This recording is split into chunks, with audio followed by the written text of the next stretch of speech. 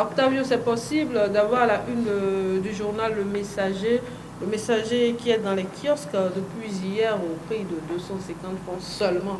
Justement, Oui, seulement il faut toujours le préciser. L'augmentation du prix du carburant, c'est un coup de massue. Le confrère disait que les Togolais sont à terre. Effectivement, les Togolais sont à terre.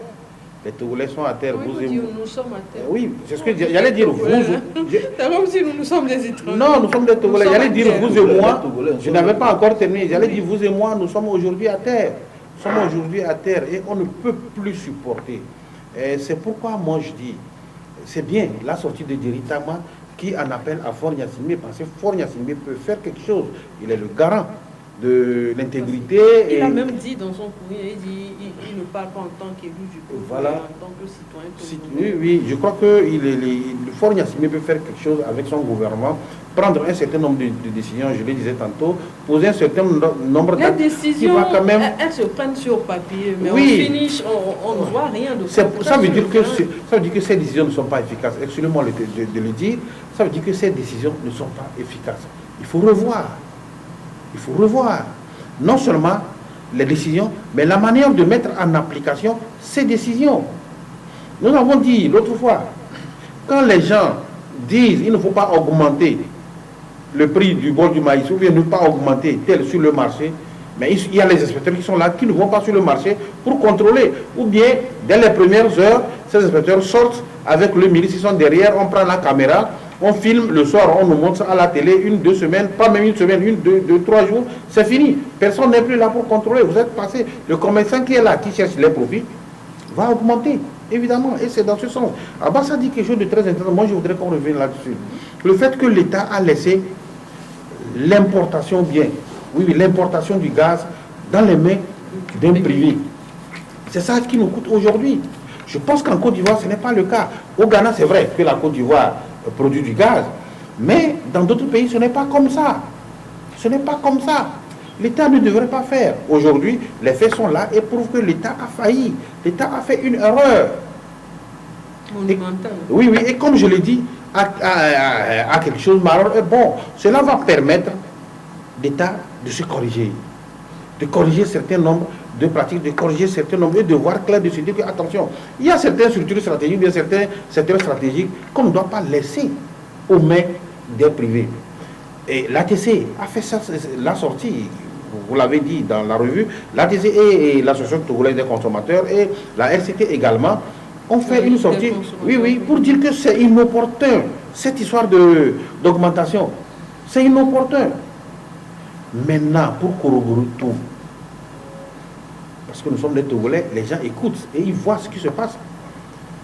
L'autre fois, lors de son discours en Côte d'Ivoire, le président Alassane Ouattara a augmenté certains avantages. Et ça satisfait les Ivoiriens. À côté de nous, au Bénin, il y a un certain nombre de mesures qui ont été prises et qui ont soulagé un tant soit peu les populations. À Dakar, nous avons vu certaines dispositions. Est-ce que chez nous au Togo, on ne peut pas le faire? C'est la question qui reste posée. Et je crois que la population attend beaucoup nos dirigeants sur ce point. Vous avez parlé tout à l'heure du SMIC. C'est l'occasion pour que les dirigeants puissent prendre une décision, revoir le SMIC, mais également revoir les salaires. Quand je parle des salaires, peut-être c'est au niveau public, mais également travailler avec les opérateurs économiques pour voir au niveau du privé qu'est-ce qui peut être fait. C'est très important. Je pense que la plupart du temps, lorsque vous suivez l'historique, c'est dans les crises que les bonnes choses sortent. Et à travers les crises que nous sommes en train de vivre, bien la crise que nous sommes en train de vivre, on peut, à la sortie de cette crise, prendre l'envol. Il suffit de prendre des bonnes décisions, de mettre ces décisions en pratique. Je pense que nous pouvons faire quelque chose. Et nous avons vu, je pense que les gouvernants, en premier lieu le chef de l'État, je pense qu'il peut faire quelque chose. Alors, le chef de l'État peut faire quelque chose. Abbas, j'avais annoncé la question tout à l'heure. À part Djeritama, aujourd'hui, ou bien depuis hier, oui, on a vu un communiqué de ce regroupement de partis politiques, la DMK, les partis politiques ne disent rien par rapport à l'augmentation, par rapport à la vie chère, si on peut le dire ainsi, par rapport à la vie chère. Est-ce à dire que quand c'est le social, on laisse les Togolais livrés à eux-mêmes, quand c'est la politique, bon, on dit suivez ou quoi? Oui, il y a certains qui interviennent, mais c'est qu'ils font trop de mélange et politisent tout. Ils ne se prononcent pas totalement sur le social. C'est pour dire que le gouvernement n'a pas fait ci, n'a pas fait ça, alors qu'il y a des points, comme Djily Tama l'a fait, des points sur lesquels socialement on peut se prononcer et appeler les chefs de l'État à faire quelque chose. Mais du coup, ils interviennent, j'ai vu les FDR qui sont sortis, mais c'est que il a politisé son intervention.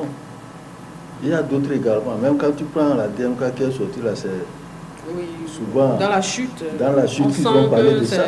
Donc c'est qu'ils se prononcent, mais seulement c'est pas que au plan social là, ils se prononcent, ça ne les intéresse pas. C'est de dire que ce qui se passe là, on met ça sur le dos de l'État. Et si vous faites ça, c'est que vous n'allez pas trouver de solution. C'est une situation qui est là, générale, mondiale également, et qui est en train de s'accentuer au Togo. Comment faire pour sortir de cette situation? Il faut faire des propositions par rapport à ça.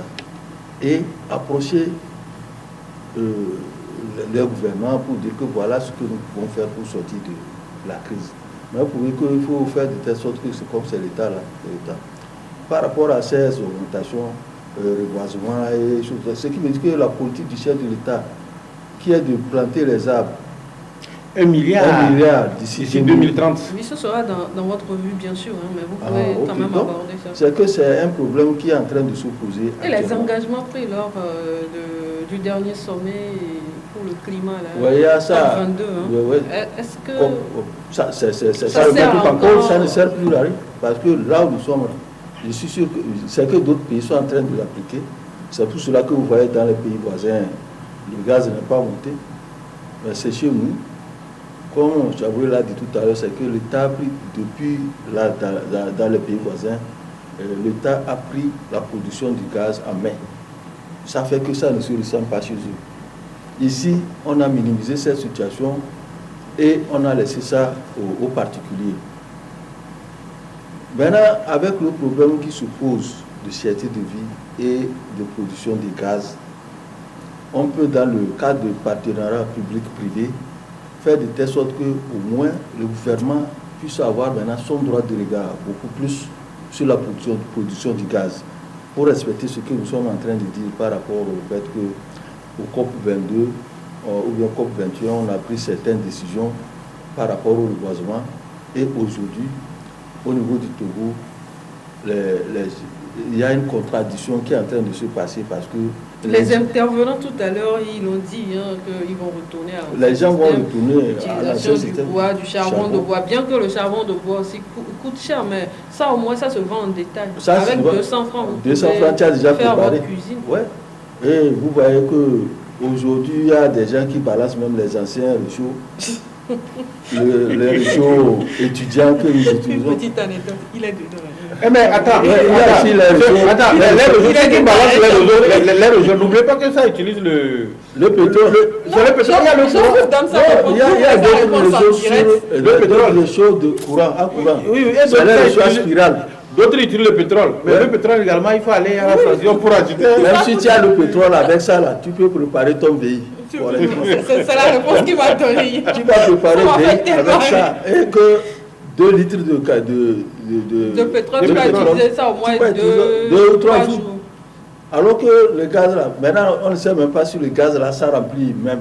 C'est-à-dire, ça ne remplit pas. Oui, c'est ça, depuis un certain temps, ça ne remplit pas, ça ne prend pas la bouteille. Tu achètes le gaz, en 2 semaines là, c'est fini. Et tu te dis que ce matin, maman, je partais, on me dit que le gaz est terminé. Il faut acheter le charbon. C'est vrai qu'il fallait il fallait faire certaines précisions par rapport à la situation, selon les informations que nous avons, parce qu'au-delà de tout, nous sommes des journalistes et que les gens nous suivent, ils ont besoin d'avoir certaines informations pour se dire, mais qu'est-ce qui est arrivé? Est-ce que l'État fait quelque chose? Est-ce que l'État n'a pas fait quelque chose? Par rapport aux informations que nous avons, le confrère a effleuré ça tout à l'heure. L'État ayant senti la situation, est rentré en discussion avec les importateurs de ce produit qui est le gaz. Donc depuis 1 ou 2 semaines, ils sont en discussion. Et selon les informations, je crois que les discussions n'ont pas abouti. Or, il y avait un délai qui avait été fixé. Les discussions n'ont pas abouti. Ces importateurs sont sortis parce qu'ils sont séparés à cause de poissons et ils ont augmenté unilatéralement le prix du gaz sans que l'État n'y mette son droit de regard. Mais le danger est arrivé où? Le danger est arrivé à partir du moment où le ministre chargé du commerce lui-même a pris une lettre, il a envoyé une lettre pour dire qu'il prend acte. C'est ça qui est dangereux. Ça veut dire qu'il est d'accord avec, excusez-moi, avec la décision des importateurs. C'est ça qui fait plus mal. Oui, parce qu'avant son courrier, oui, vous pouvez l'acheter à 3500. Ah oui, ah oui. Mais déjà à partir du moment où le ministre dit qu'il a pris acte, il est venu entériner la décision prise par ces importateurs. Et c'est ça qui a vraiment choqué bon nombre de Togolais, qui n'est pas bien. On aurait pu avoir une communication officielle pour nous dire que voilà, c'est ce que nous avons fait. Mais toujours est-il qu'il y a des discussions. Maintenant, aujourd'hui, le gouvernement tente de se désengager en disant que nous étions en discussion, on n'a pas fini des discussions, et maintenant, on sort, on augmente. Alors qu'au même moment... en discussion, pourquoi le ministre a fait la lettre? Voilà la contradiction. C'est le ministre lui-même qui a conduit à cette situation. À cette situation. Parce que c'est ADG qui a conduit... Les consultations entre les deux partenaires continuaient. Ça, on dit que bon, nous allons nous arriver à faire quelque chose. Mais quelque part dans son courrier, il a dit que le gouvernement va revoir l'harmonisation. Non, il n'a pas dit. Il a dit plutôt le gouvernement va suivre l'évolution pour voir pour que comment dirais-je, pour que les prix qui ont été mis en place, pour que les prix là restent comme ça. Attention. Alors, c'est là où ça nous amène à nous poser des questions. Est-ce que les gens ne sont pas en train de nous faire le jeu? Quel jeu, par exemple? N'oubliez pas que TOL va rentrer en jeu. TOL aujourd'hui veut importer le gaz. Le gaz, oui. Qui sont ceux qui sont des actionnaires de TOL? Oui. La question reste posée. En tout cas, moi, je suis en train de faire un dossier là-dessus, et comme vous me connaissez, je ne dis rien sans rien. Téléchargez rapidement l'application. Je ne dis rien sans rien, parce qu'il y a quelque chose. Les gens nous écoutent. Il y a quelque chose qui est caché derrière cette stratégie. Et nous sommes des gens qui réfléchissent. On ne peut pas me dire que le gouvernement est en discussion, le ministre du Commerce est en discussion avec les opérateurs économiques, ou bien les importateurs. Ils n'ont pas fini des discussions, ils ne sont pas entendus, mais ils sont sortis. Ils augmentent le prix du gaz et le ministre envoie un courrier pour dire qu'il a pris acte. Attention, tous les Togolais, tous ceux qui réfléchissent, peuvent se poser d'énormes questions. Maintenant, j'ai appris depuis hier qu'il y a une course contre la montre, il y a des réunions par-ci par-là pour voir si on ne peut pas revenir à l'ancien prix. Mais je pense qu'il y a quelque chose qui est caché. Non, quelque chose qui est caché là, on sait. Parce que le ministre là, je ne sais pas comment il est en train de gérer cette situation. Puisqu'on dit, on est en discussion, une société Sanon sort. Elle écrit un courrier. De publicité pour les sociétés. Non, c'est ça. On le cite. C'est elle qui a fait. C'est Sanon qui a commencé pour dire que voilà, moi je vais augmenter le prix. Alors tu vas lui répondre que non, vous ne pouvez pas augmenter parce que nous sommes en discussion. Mais le ministre ne peut pas prendre une lettre pour dire qu'il prend acte, alors que c'est une seule société qui lui avait écrit. Une seule société t'écrit et tu dis tu prends acte. Mais les autres aussi vont suivre. Vous n'avez pas pensé même à la douleur de la population, ce que les populations souffrent. C'est la question qui reste posée aujourd'hui. Est-ce que nos gouvernants pensent à la population? Non, il faudrait qu'on revoie ceci, parce que pas plus tard que mardi dernier, il y a aussi la rencontre entre eux. Et cette rencontre-là n'a pas abouti. Pourquoi aujourd'hui le ministre là ne sort pas pour dire quelque chose? Parce que quand on parle d'augmentation, on dit que c'est les privés, c'est pour les privés. Ça, c'est pour ceux du douanier. On dit que les privés. Si vous savez que c'est les privés, pourquoi on a subventionné ça jusqu'à un moment? Si on subventionne jusqu'à un moment, c'est que on doit prendre ses responsabilités, arrêter ces sociétés. Alors, par rapport à la subvention, ça va nous conduire à votre une Abbas, si vous me permettez, hein, je ne coupe pas la parole. C'est pour vous permettre de mieux expliquer la situation en population. Il te permet. Ok, merci, vous êtes son porte-parole. Alors, le Mania Libéré qui titre à sa une l'envol du prix du gaz contre la politique de reboisement. Pourquoi la subvention s'arrête? L'imprévu au-delà du prévu, voilà, avec les images des bouteilles de gaz à basse. Une très bonne. Je rappelle que le Mania Libéré également dans les kiosques, il y a plus de 250 francs seulement, ils n'ont pas augmenté. Les journalistes là, nous sommes gentils, on n'augmente pas. Mais le prix du papier a augmenté. Oui, Tout, au niveau de l'imprimerie, tout a augmenté. Donc ça, c'est pour dire que ce que je suis en train d'expliquer tout à l'heure, que l'État a laissé faire. Et aujourd'hui, l'État a donné ses raisons. Mais ces raisons ne sont pas convaincantes au niveau de la population parce que quand l'État dit, j'avais prévu subventionner 1 milliard et quelques, et aujourd'hui on est à 10 milliards. C'est ça, j'ai parlé de l'imprévu au-delà du prévu.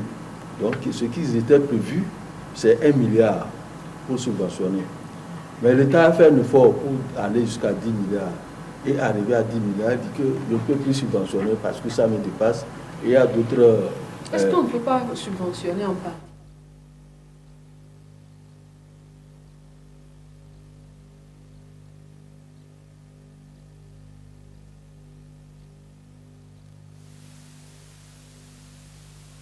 Il ne semble pas opportun de monter et directement à faire des propositions pour qu'au moins on puisse trouver une solution à cette situation, puisque on parle en même temps de reboisement.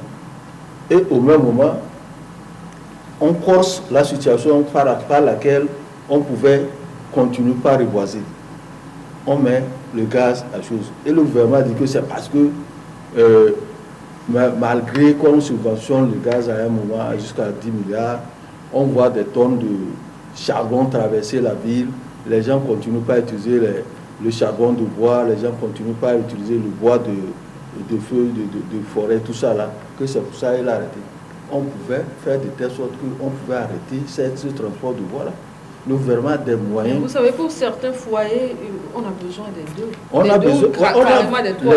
Les gens utilisent les trois, le gaz, le charbon de bois et le bois lui-même. Oui, parce que quand vous faites un peu, vous utilisez les trois en même temps, ça vous revient moins cher comparativement à utiliser qu'un seul. Oui, donc c'est pour cela que je disais l'État. Parce que par exemple, les femmes qui font à vendre, au niveau, les femmes qui préparent du chouk, ne préparent pas le chouk sur le.